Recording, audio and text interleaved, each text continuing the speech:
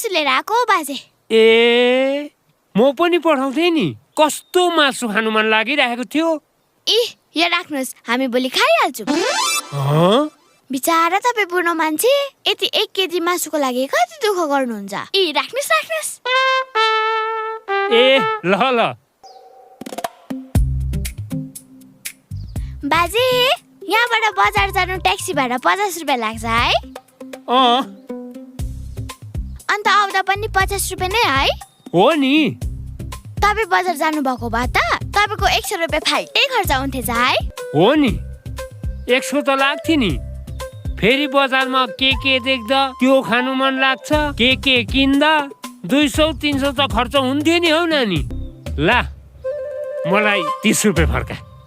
ला 30 रुपियाँ त छैन नि बाजे, 100 रुपियाँ चाहिँ छ। अघि आमाले आलु लिएर आइज भनेर दिनुभएको।